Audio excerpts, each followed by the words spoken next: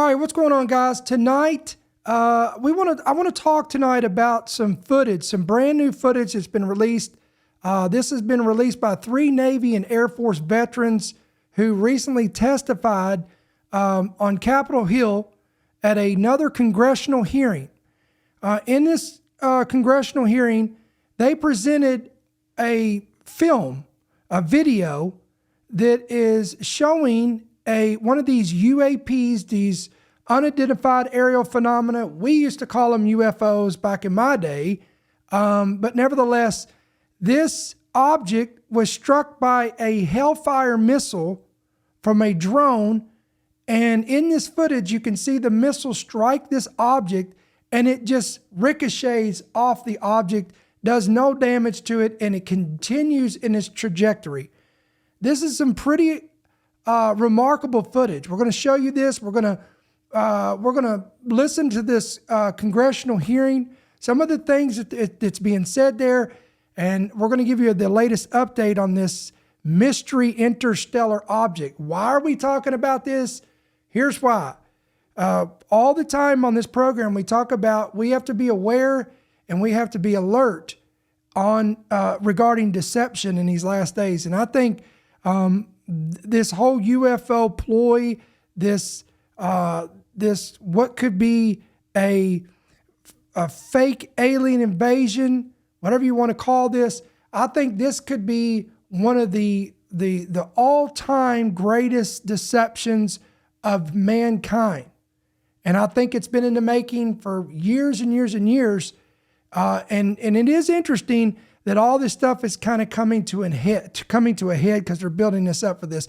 So get ready, because that's what we're going to talk about tonight. And I hope you stick around. I know this may not be about Charlie Kirk or the United Nations, and we're going to talk about that probably this weekend, but I want to get you in on the latest on this tonight. So hang in there with us. Let's get after it.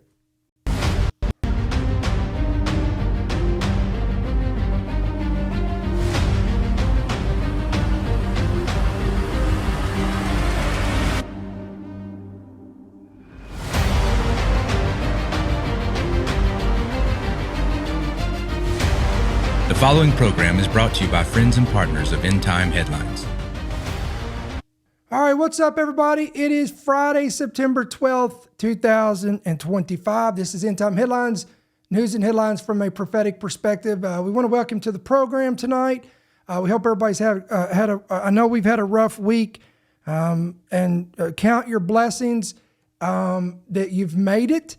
That, you know, and I've thought about that a lot this week, is to reflect all the reflection on my own family and our own lives. There's a lot we can complain about, but there's literally people being snuffed out. There's people dying of senseless murders. I think the whole, the nation itself has become aware of this week, if anything, is how precious and fragile life can be. So anyway, I hope everybody's having a great week. We're getting ready to embark into the weekend of this second week of September.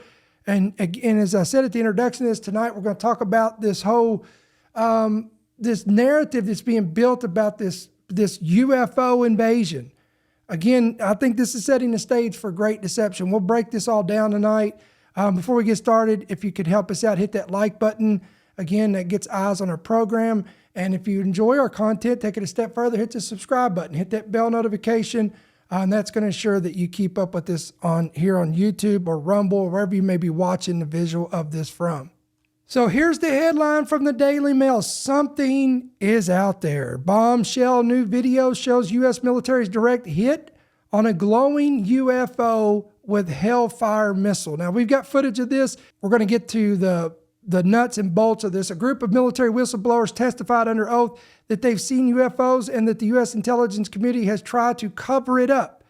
3 Navy and Air Force veterans testified Tuesday morning on Capitol Hill at the 3rd Congressional hearing on UAPs, the new term for UFOs since 2023. During the hearing, Congressman Burlison of Missouri showed shocking, never-before-seen footage. We're going to show you that in just a moment, of a UFO being struck by a Hellfire missile from a U.S. military drone on the 30th of October of last year. The black and white video captured the 100-pound class air-to-ground precision weapon bouncing off the mysterious orb, which continued traveling at extreme speed off the coast of Yemen. One witness, who is a former Air Force military police officer for 16 years, called the new video exceptional evidence of the existence of UFOs. Here we go. He and other men disclosed how they saw multiple types of strange, unexplained craft while on duty, including giant triangles. Hello, Phoenix Lights of the 1990s. Now, many of you may remember that. Glowing cubes larger than a football field, an infamous tic-tac shaped vehicle spotted over the Pacific Ocean. Along with their eyewitness accounts, 2 of the veterans claimed that the U.S. government has, quote, attempted to keep their incidents a secret, allegedly threatening witnesses to, quote, stay quiet and blacklisting at least one of the veterans. The report goes on to say that Dylan Borland, who is a former Air Force geospatial intelligence specialist, said in his opening statement that, quote, multiple government agencies blocked him from getting work, forged his documents, and manipulated his security clearance. All right, Borland claimed that this happened after he reported sightings of a 100-foot triangle flying over him at Virginia's Langley Air Force Base in 2012 to his superiors. Now, I want to know, guys, if a 100-foot triangle flew over the Virginia Langley Air Force Base in 2012, there has got to be other witnesses of this. There's no way this is the only guy that saw this. Think about that. 100-foot triangle over a major Air Force base. This happened back in 2012. He says that the large craft interfered with his telephone, made no sound, and rapidly ascended thousands of feet within seconds. Another Air Force veteran said that he witnessed 5 unexplained incidents in California's Vandenberg Air Force Base between the years of 2003 and 2005, which included receiving reports of a glowing red square hovering slightly over missile defense sites and witnessing a giant rectangle-shaped ship over 100 yards long on the same night in October of 2003. A week later, he stated that he documented how patrols at the base saw a strange light over the ocean heading toward Vandenberg. When guards called for help, the object quickly descended, hovered briefly, and then vanished. Listen to this. Colorado Congressman Lauren Boebert asked Natelli about the status of the investigations into these reports. The Air Force veteran said the military had been regularly destroying all police records every 3 years, including the reports made at Vandenberg. So, guys, regardless of what you believe here, on this, you have to admit that this is so intriguing to me. To me, this is intriguing. Why are they hiding it? What's behind it? What is it? Again, love to hear your thoughts. We always want you to engage with this, guys, in the comments. Here, I want to ask you this. If there's anybody watching or listening tonight that's able to comment in the chat or in the comments itself, if you've ever seen any of these objects, the tic-tac UFOs, the triangular crafts, the orbs, you've seen the square-shaped objects, you've seen the cigar-shaped objects, or if you've seen anything that is not quote-unquote conventional aircraft in the skies. Maybe it had no sound, no jet propulsion, it had no contrails behind it, whatever the case would be. If you've ever experienced any of that, please let us know in the comments. And I'm going to ask everybody, don't ridicule people, don't laugh at them, don't mock them, because people are seeing these things. Now, I'm not saying tonight that these are extraterrestrials or they're aliens. I'm just saying the one thing we cannot deny is that these things are out there. They exist. Now, what are they? That's a whole other conversation. And we're going to try to peel some layers back on this. Now, let's go ahead and go on to the footage. We've got some footage on this latest incident. Let's pull this up. We're going to share some of this with you. I want to cue up a video that I've been given. And as before it starts, I'm going to describe. This was taken October 30th of 2024. This video is of an MQ-9 drone tracking an orb, or this object, off the coast of Yemen. You'll see that another MQ-9 launched a Hellfire missile. That you cannot see that drone, and so I'm not. So this right here is the object. This is the orb, or the object that has the crosshairs on it from a drone capturing this. Not going to explain it to you. You'll see exactly what it does. So it's moving across the waters of Yemen right here. Look how fast this thing's moving, and it's homed in on it. Now look to your left. Pay attention, watch what happens. This is another drone that comes to the picture and shoots this Hellfire missile. There it is, boom. Look, there's the object. And it keeps going, watch. And there's the object. Still. This is when it zoomed out, so you can still see it traveling. Wow. Declassified? So, Mr. Knapp, do you have you heard about, events like this occurring? And what information might you have? I have heard about events like this. I have heard about this event. Jeremy Corbell and I talked about it in one of our episodes a while back. We did not have the video, though. There are servers where there's a whole bank of these kind of videos that Congress has not been allowed to see, that the public hasn't been allowed to see. Occasionally some of that stuff gets out in the wild and it comes our way. It should be going to you. The public should be seeing this stuff. And why you're not allowed to, I don't know. But that's a Hellfire missile smacking into that UFO and just bounced right off. And it kept going. It kept going, and it looks like the debris was taken with it. Yeah, what the hell is that? So what again, flies like that? Again, I'm not going to speculate what it is, but the question is, why are we being blocked from this information consistently? I want to ask this just question: how in the world? This is the document. I want to enter this in for the record, if it hasn't already been entered, Madam Chair. The document So that you ordered. provided on thread 3. This is a huge file. How in the world did you smuggle this out of Russia? Carefully. In your socks? I don't think I want to be really specific about it because I might have to go back there and get some more sometime. Although, Okay. No, that'd be crazy to do that. Well, I took the top pages off that were stamped with the security signature, and I carried them out on my person. But the rest of them I just threw in my suitcase and threw some caviar in there as a distraction as well, and hoped for the best. Otherwise, I'd be a citizen of Siberia right now. And you had you reported James Lakatsky came to you with government possession of NHI craft and how they ultimately gained entry. Can you testify to the veracity of that claim?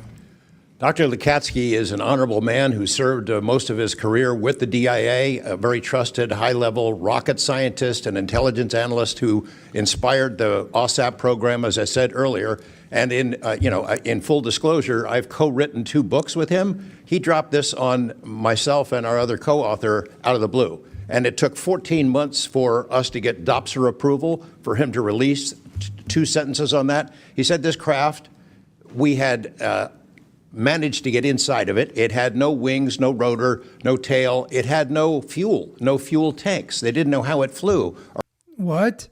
or how it was operated. It clearly looked like it was aerodynamic, but he would not go further.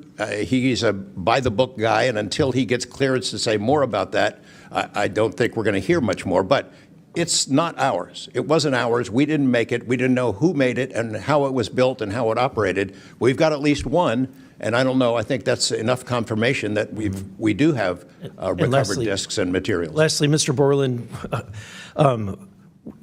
in the classified realm, have you been exposed to undeniable confirmation of NHI technology? And then my second question is Base Systems involved in any way with reverse engineering exploitation of non-human intelligence craft? Yeah, we're gonna have to have a conversation this Skip for that. Whether I'm legally even allowed to answer that, and whether you're even allowed to hear it, sir. What a comment. Wow. Okay. again, you can sense our frustration. And so I just want to thank you for coming forward. We will continue to fight because, look, this is about making sure that this government belongs to the people and restoring the republic the way it was intended to be. Madam Chair, I also have further witnesses of courageous individuals. It was given to me by Dr. Stephen Greer, including Michael Herrera and his testimony. We have Roderick Castle and his testimony, Randy Anderson, his testimony, Stephen Digna, and others, 3 others, all saying similar things to what the witnesses today have said, and I would like to enter that into the record as well. No objection. You know, at this point, I think it's clear from the hearing that there's advanced technologies that are taking place in our airspace. You know, the question is, and I posed it in one of the previous hearings, is it ours, is it theirs, or is it otherworldly? There may not be a silver bullet at the moment, but when you look back through the hearing and the evidence that's been presented, if you're going to point the American people to one piece of evidence to start their journey on this topic, what would you suggest, sir? One piece of evidence, I would start with this hearing, in the first hearing. There is no evidence. But is there a specific, exactly, but is there a specific evidence or footage or document that you think lends extreme credibility to what we're discussing today? I would say this new video we're seeing today is exceptional evidence that we're dealing with something. With the kinetic? Yes. Mr. Wiggins? Sir, I'd have to say that if just the average person here in America looked at absolutely everything that has come across television, the internet, etc., you can't tell yourself that 100% of what's being recorded is fake or false. You have to, at some point, understand that there's something else out there. Well, I mean, and you bring an interesting It's an interesting statement there as well. point. You know, in the law enforcement community, anytime you're conducting an investigation, you're always looking at the totality of the circumstances. You're looking at all the evidence and how they piece together. And so that would be my, advice to the American people, that this is a journey that is just beginning from a congressional perspective, but you have decades of data, some of it not real, much of it is, but thanks to Chairwoman Luna, we're now presenting this to the American people. And I think this latest video from Mr. Burlison is something that should get everyone pause. When you see the 3 orbs that drop, was that in a defensive posture, or was that in an offensive posture? And what capabilities did those orbs have that we, quite frankly, may not have? Mr. Knapp? As I mentioned at the beginning of my remarks, what hooked me on the story was the paper trail, these documents that shouldn't exist. We've been told for decades, over and over, there's nothing to it. It's not a threat. You can go about your business. And then when FOIA becomes the law of the land, thousands of pages to the contrary leak out. There's a memo by General Nathan Twining in 1947 when the country was being overflown by dozens of UFOs, hundreds of UFOs, in which he said, look, this is not visionary or fictitious, it's real. These things are craft. They're not ours. They outperform anything we've got. I mean, if you follow the paper trail of documents that they wrote before the military got wise and realized that FOIA really exists and changed their tune and not put things in writing, it spells it out pretty clearly. I'll go refer back to Russia. One incident I did not mention to Representative Burlison is Colonel Sokolov in that Ministry of Defense program said there were 40 incidents where Russian warplanes were sent to intercept UFOs. And they were ordered to fire on them. And for the most part, the UFOs would zip away. 3 of the pilots, though, did fire at these things. Those 3 planes stalled out, crashed. 2 of those pilots died. And after that, the Russians changed the standing order. If you see, Wow. Let me rewind that. Listen to this again. they were ordered to fire on them. And for the most part, the UFOs would zip away. 3 of the pilots, though, did fire at these things. Those 3 planes stalled out, crashed. 2 of those pilots died. And after that, the Russians changed the standing order. If you see a UFO, leave them alone. No country in the world wants to say and admit that these objects are flying around in our airspace and there's nothing we can do about it. I mean, who wants to say that? The U.S. certainly doesn't. The Russians didn't either. And I've got to be almost out of time, but Mr. Berlin, then you, sir, real quickly. Yeah, to be honest with you, I think Bob Lazar, and not for the reasons that most would talk about, mainly because Bob Lazar was immediately discredited. They said he never worked where he worked. They said he never did what he did. But yet Bob Lazar showed up with a bunch of friends and a video camera and was filming these test flights in the middle of the desert. So clearly he knew something. All right. So we've listened to this testimony. This is a new report that's come out, and we've learned some new things here today. And many are saying, what's going on here? So the question is, have you ever wondered about this? How could the governments of the world and global powers stage an extraterrestrial threat in order?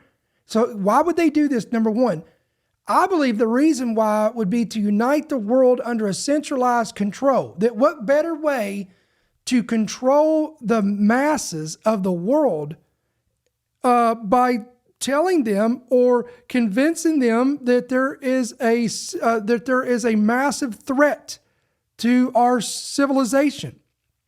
So you could see how the governments of the world, the global powers, all these could do this under a centralized control, justifying new technologies and push particular political or even spiritual agendas. Let me explain this. Number one, we've already been, as a culture, as a society, we've been conditioned through media. We call this predictive programming. For decades now, Hollywood has normalized the idea of hostile aliens, Independence Day, War of the Worlds, E.T., Close Encounters of the Third Kind, and the list goes on. All this does, guys, is create mental frameworks in the public that alien contact is inevitable. So I guarantee if you did a poll, other than believers who are spirit-filled, most people they believe that we will have an alien invasion sometimes in the near future. Number two, look at the science fiction literature out there. Stories of UFOs, abductions, advanced civilizations, all this foster fascination and fear, conspiracy theories, podcasts, blogs, the list goes on. Then even into the video game and pulp culture, there's the constant reinforcement of extraterrestrial narratives that make the idea of aliens less shocking. It desensitizes the public to, again, this is called predictive programming. So they become acquainted. They become familiar with this. I mean, it's you can even go to you can go to toy stores and they have a plush stuffed animal that looks like an alien. And there's stickers you can get that you could put on certain things or whatnot. That it's all over the place, guys. It's normalized. The constant exposure conditions society to interpret unusual events, lights in the sky, mass sightings, abduction claims, all this as alien related rather than natural or man-made phenomena. Okay, number two. Then we move into government and military disclosures. Over the recent years, how many official releases of unidentified aerial phenomena by the Pentagon have built credibility for the idea that something unknown is in the skies? Hello, we just watched a video on this from a congressional hearing. Former intelligence and defense personnel have testified that UFOs may be a, quote, national security threat, even without any solid proof. All this language plants the seeds of fear and expectation in people's hearts and minds to accept this. Then you have programs like the U.S. Space Force that has been created, subtly frames space as a theater of war. And this prepares us in the event of an alien threat. If it's declared, the infrastructure is already put in place. And then you have to talk about the psychological and social engineering aspect of this. If governments and mainstream outlets consistently report strange sightings, alien activity, the public trust in authority figures may outweigh skepticism. Sociologists have noted that humanity tends to unite against a common enemy. Think about that. Sociologists have noted that humanity will tend to unite against a common enemy. If a staged invasion could be used to push global governance, emerging powers, or new restrictions, This is what would cause this type of a reaction to this. Then repeated fictional portrayals. Aliens arriving over major cities, government scrambling, global unity speeches. All this preconditions people to accept these actions as normal if they occur in real life. All right. Then what about the technologies? Does the governments of the world, do they have the technology to pull something like this off? Now, we'll talk about this, and then I'll throw in the demonic element to it. Let's throw in this part. Okay, we have systems and technology called Project Bluebeam. This is a type. We're talking about large-scale holograms that could simulate alien craft in the skies. This has been around for years. Then you have highly advanced but undisclosed aircraft could be used to mimic alien ships, types of drones and aerospace technology. That's what they were talking about in this congressional hearing, these crafts that are able to descend natural laws. They have no jet propulsion. There's just not normal aircraft. Then you have AI-driven misinformation. Deep fakes, AI-generated videos, coordinated online narratives, all this could flood the media landscape, making it nearly impossible for most individuals to separate truth from deception. It's already happening. And then, of course, you get into the deception aspect of this, the demonic element, and that's when we fall into Matthew 24, where he talks about that there'll be deception in the last days and false prophets, and people will be deceived. The 2 Thessalonians chapter 2, verses 9 through 11 talks about the lying signs and wonders, that they would be, if it were possible, the very elect would be deceived. He talks about that God will give them over to strong delusion because they did not accept the truth, and they'll believe the lie. It's always been interesting to me. It says, it didn't say they will believe a lie. He says they will believe the lie. And there's so much speculation on what that even means. Then you'll have this, and if this was to take place, guys, humanity will gravitate towards aliens as their creator and their savior. And this will undermine traditional faith, paving the way for a one-world spiritual system. Wow. Or a one-world religion that could be, some speculate that the Catholic Church will be involved, because the Catholic Church has, and I don't have time, guys, if I go down this path, it'll be another 30, 45 minutes to talk about this. But you do know the Vatican has been heavily involved with UFOs. And you can go study this out for yourself. And there's a real big rabbit trail on that, and it goes deep. Okay, so you could see how that could be pulled into that. So we could see how the technology, let's go back to the technology. If this technology is used, it could pull off this greatest hoax, convincing the masses that an alien ship or mothership has appeared over a major city or major cities. And it could be staged using this type of technology and media coordination. Leaders could announce the necessity of a global unity, a centralized authority, or even surrendering sovereignty in the name of survival. Again, love to hear your thoughts on this. Maybe I'm missing an angle to this, maybe I'm missing an angle that you guys thought of that I didn't. Again, chime in the comments, but I'm telling you, weird things are happening. Now, speaking of weird things, most of you guys know about this interstellar object that we keep getting updates on this. I want to give you the latest on the updates on this. Let's pull this up. Look at this. Interstellar object caught emitting mysterious metal that suggests technological origin.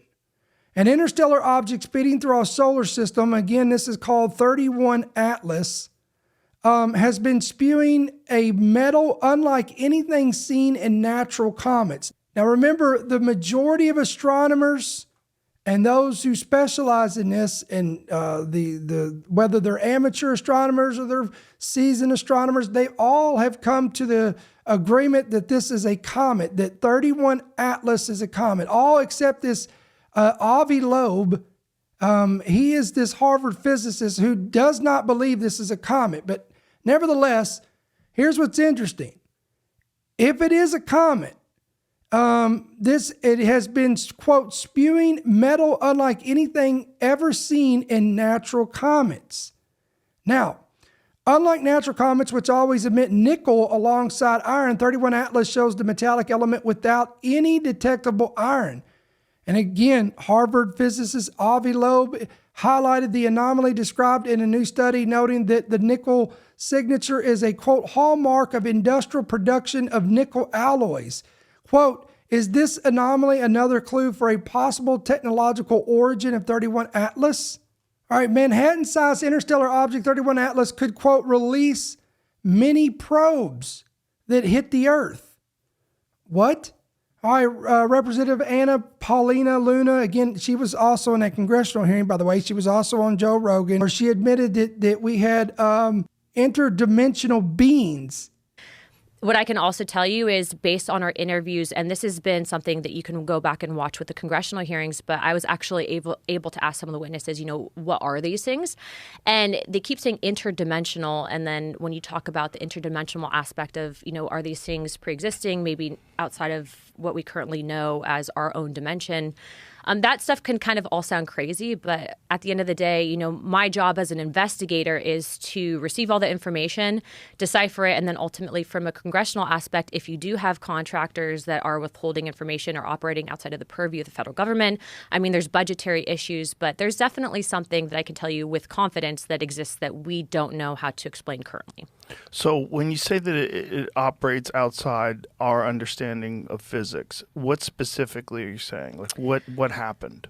To I guess break it down in simple terms is that I think that some of the tech that exists, that whatever these things have, these energy things have. Energy things? What do you mean? Well, they call them interdimensional beings. I think that they can actually operate through the time spaces that we currently have. All right. Her, along with Harvard scientist Avi Loeb, are calling for NASA to monitor the Manhattan-sized interstellar object that will pass the sun on Halloween Eve. Interesting. To ensure it does not, quote, drop off mini probes that could invade Earth. This sounds so weird, but this is from the New York Post, guys, so do what you want with it. Luna and the Ivy League astrophysicists appeared together on a podcast and called for both the Mars Reconnaissance Orbiter and Jupiter's Juno probe to adjust their current courses and, quote, monitor the object that NASA has deemed a comet. Here's another one. The mysterious interstellar object is, quote, morphing in unexplained ways as it moves closer to Earth. Latest images of the mysterious interstellar object racing through our solar system has revealed its changing shape and color. A team of Austrian astronomers captured the object known as 31 Atlas back on September 7th, finding its once reddish glow has recently turned green.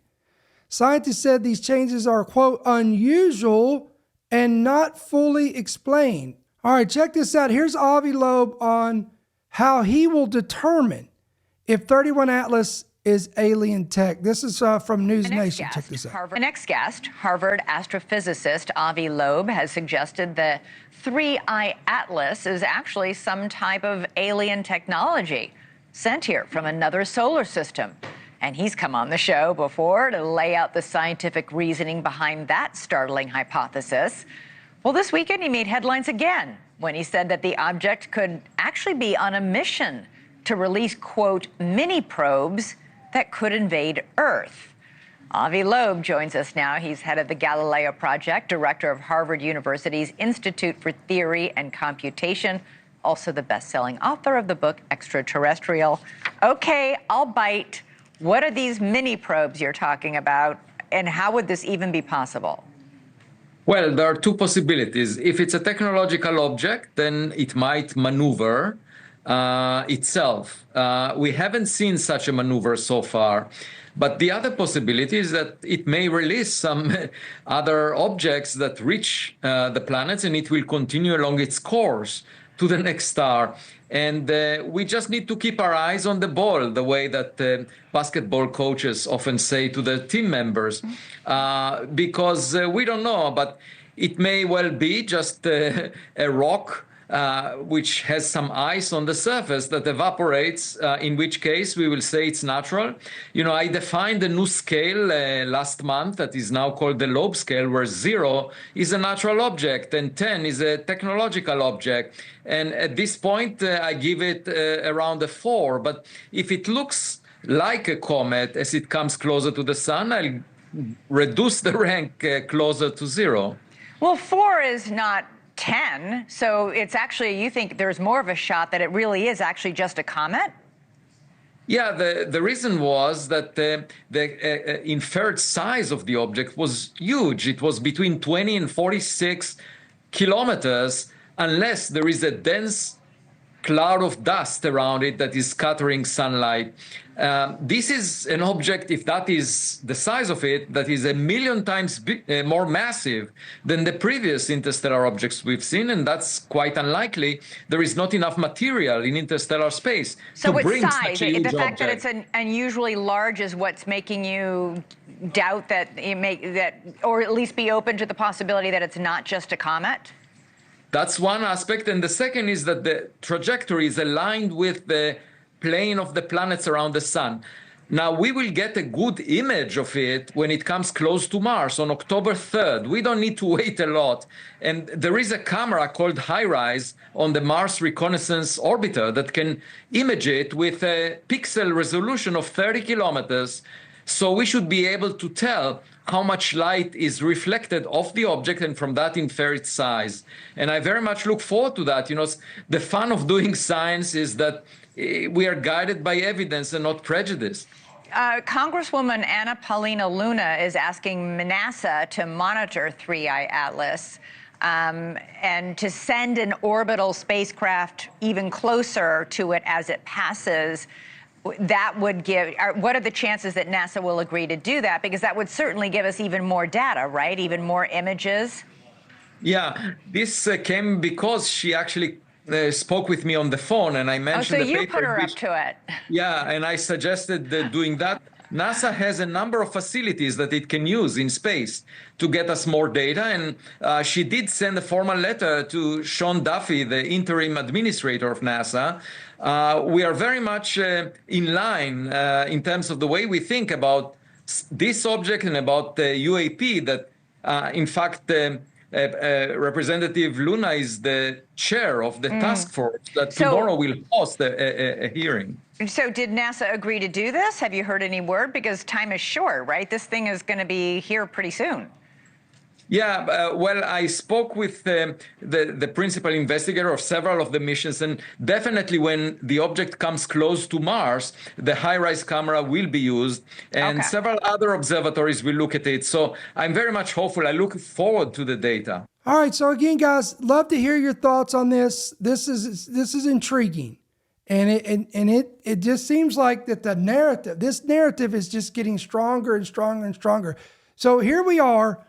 Mid-September, we're in the middle of major events happening in New York with the UN General Assembly. We're going to give you an update on that this weekend. So be watching for that this weekend. I'm still gathering some info on that. We're going to do a full update on that. So we're going to get you up to par on what's going on with this UN General Assembly and with Israel. You got that going on. And then, of course, what's happening with our nation is fractured as it is, and we are in perilous times. I mean, the amount of violence that we're seeing and division that's happening in our own nation. Our nation again is fractured, and I've said it. If we don't see a national revival, my friend, then we're in big trouble as a nation. And I will stick to what I said in my recent podcast, that we're in a cycle. We're in a very dark cycle right now, and can it be broken? Yes, I believe that. Can there be a reprieve? Yes. And how I believe that based on 2 Chronicles 7:14.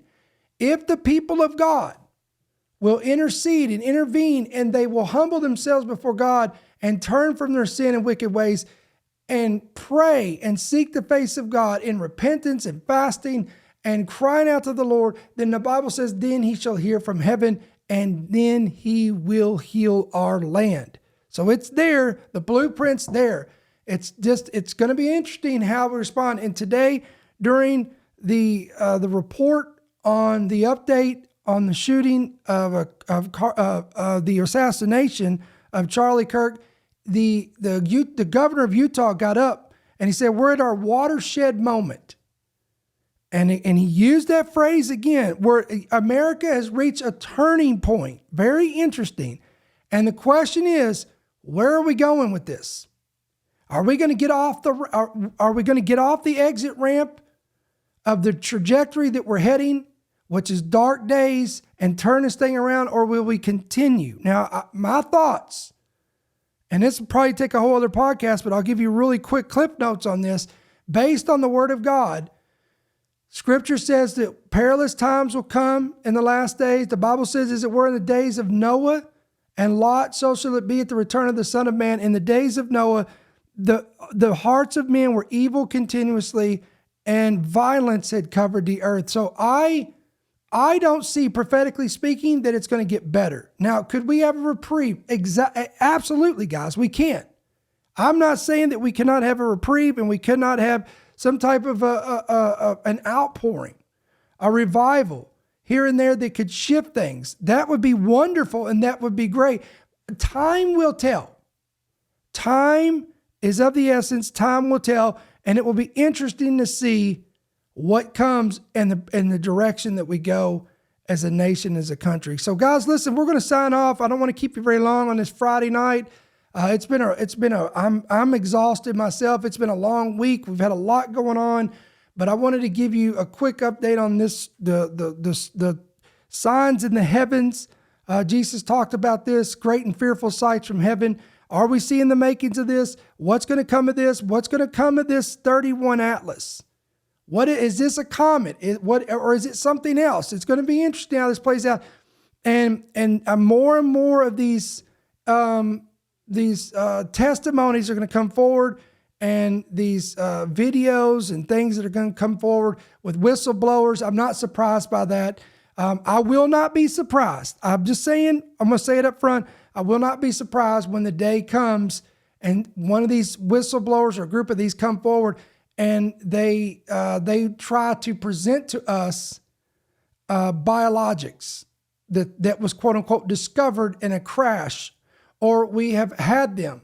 We've had them in our possession, which one of these whistleblowers said that. Remember that during a congressional hearing? Said we have obtained a body that was from this craft. Wait till they present that. We've seen these objects, but wait till they do that. That day's come. I believe that day's coming. Now they try to pull that stuff off in the past with the fake alien body and the fake alien autopsy. Y'all remember that nonsense and that circus? And they went. I remember that was on national television. They aired this, and it duped a lot of people, and then they completely debunked it, and it turned out to be a fake. Well, we're living in crazy times, guys, and they're going to try to. I'm telling you, that's coming, and it's gonna. Remember, in Luke 21, Jesus said, He said that there will be fear of the expectation. Men's hearts will fail them from the fear of the expectation of the things that are coming upon the earth. So this will not surprise me at all when that day comes, and I do believe it's coming. So listen, endtimeheadlines.org, endtimeheadlines.com. Be sure, guys, to hit that like button, help us get this out. Hit the subscribe button, hit that bell notification. If you haven't downloaded our free app, I want to encourage you to pick it up today. It's available on Apple and Android devices. You can get yours today. Hit yes to push notifications, and you'll be squared away and good to go with every headline, every podcast, breaking news. Everything's will be at your fingertips. Also, if this ministry is a blessing to you, as always, pray about becoming a monthly partner. We do not, we don't give you any haggle. We don't haggle you. We don't sell merchandise. We don't charge you for a podcast. There is no subscription fee. We don't sell books, novelties. We don't do any of that stuff. In none of our sermons, everything's free. All we ask is if it's a blessing to you, pray about partnering with us, and you can do that two different ways, electronically or through check or money order, right there on your screen. End Time Headlines, P.O. Box 1391, Monroe, Georgia 30655. So guys, as always, we love you, we appreciate you, and thank you for coming on this Friday night on September 12th. Lord willing, we'll be back tomorrow night with another great podcast, and we'll give you that update on the UN General Assembly. Until we see you guys on the next one, I pray the Lord bless you, keep you, and may his countenance shine upon you. We'll see you soon. Thank you for listening to the End Time Headlines podcast. We pray that you've been blessed and equipped by today's message. For more information about how you can help partner with our ministry, please visit endtimeheadlines.org.